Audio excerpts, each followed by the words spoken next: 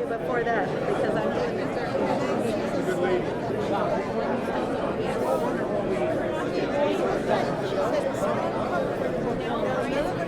Made in Canada.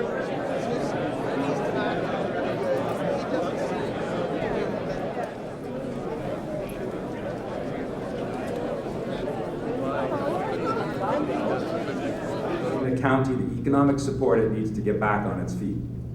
You see, I believe it's time for a committed leader in Haldimand, Norfolk. It's time for change in this community. Ladies and gentlemen, this election is about which party can protect the interests of our families, especially in a period of economic uncertainty. Just like each of you, when you sit down to your family's budget, our policies are affordable and practical. This is the approach that we've taken.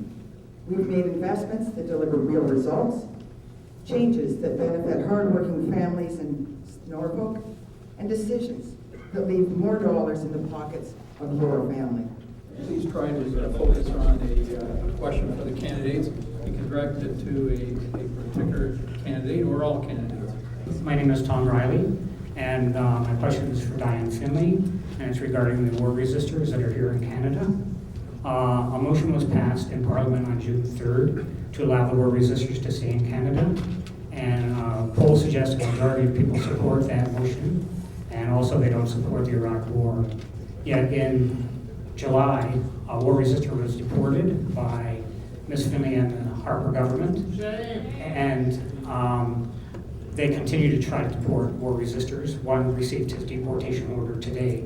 So my question is, why don't you follow the will of the people, and what's happening to Canadian democracy and Canadian sovereignty?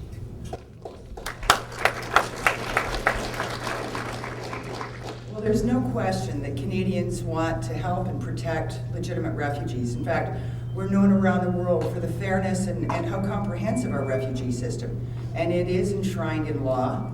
Our courts follow those laws. Obviously, I can't comment on specific cases for privacy reasons.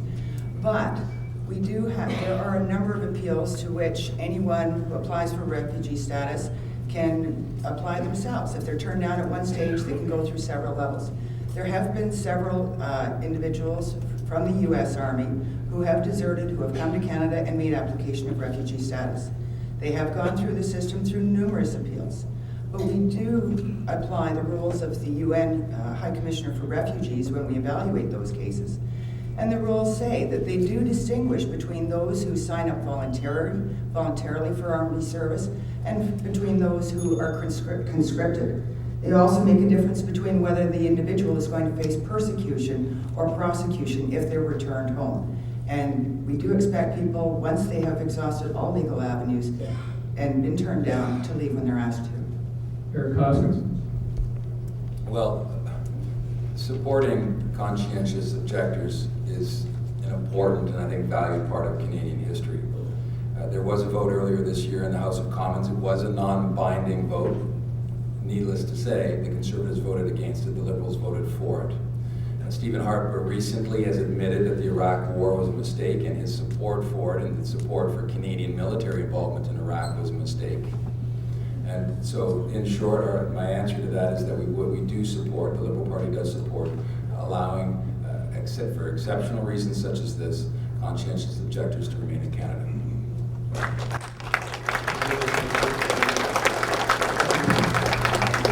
People should have the right to object to unjust wars and unjust actions of any kind.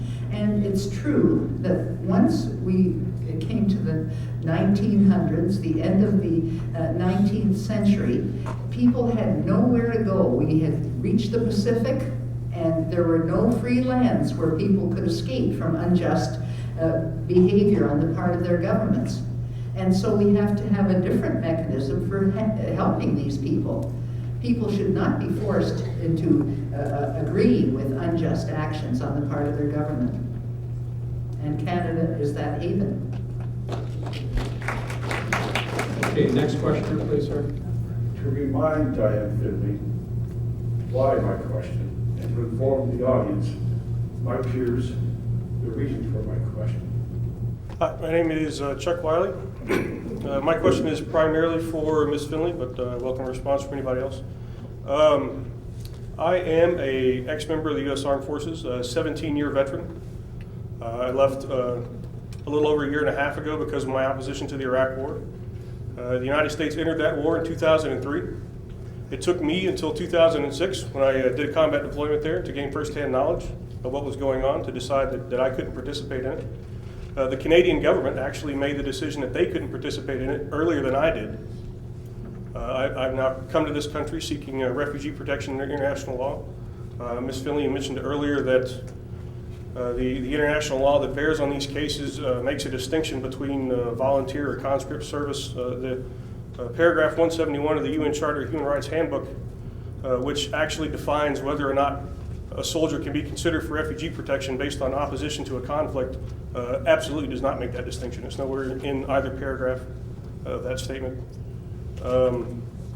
So my question to you is, now that the Canadian government came to the same conclusion that I did, and now apparently that Mr. Harper, later than any of us, but eventually came to the right conclusion about the Iraq War, do you honestly believe that myself, I've been told personally by a Navy JAG lawyer that I will be looking at 3 to 5 years imprisonment, not just for coming to Canada and leaving service, but for speaking publicly in opposition to the Bush administration and their war. That the young man who was deported, who received 15 months for the exact same thing, another man who went back voluntarily, evidence entered in their court martials was not just that they left, but that they spoke to Canadians about the war. So my question is, now that these opinions have been expressed both by our own Prime Minister and by previous governments that really don't seem to be in opposition to our own, do you really believe that myself and all these other families that are facing deportation deserve jail sentences for coming to the exact same conclusions that you have?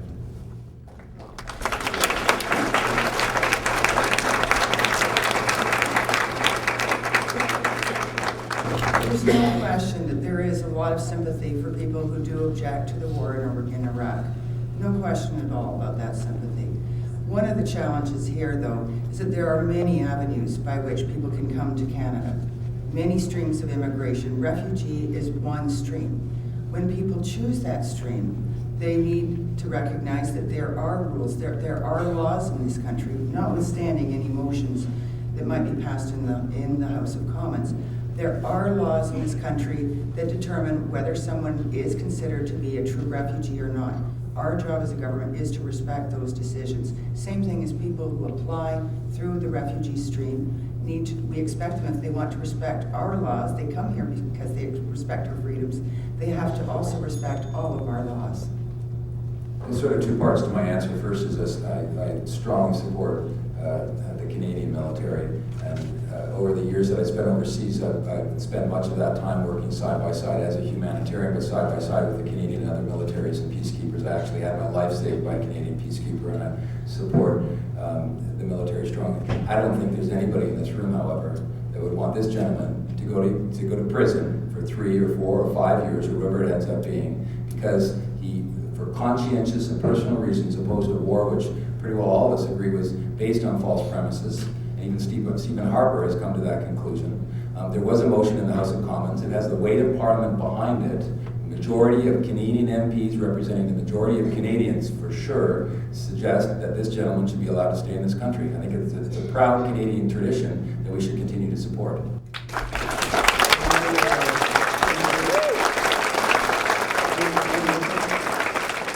A lot of our party people have been actively campaigning and demonstrating in front of Ms. Finley's office and other offices of Conservatives around the country to make sure that we get a voice out so that these people do not have to suffer for their conscientious objections.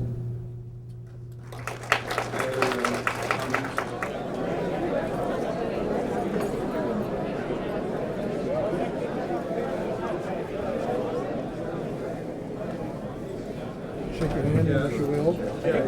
Yes. Give them jacked around. I don't like it.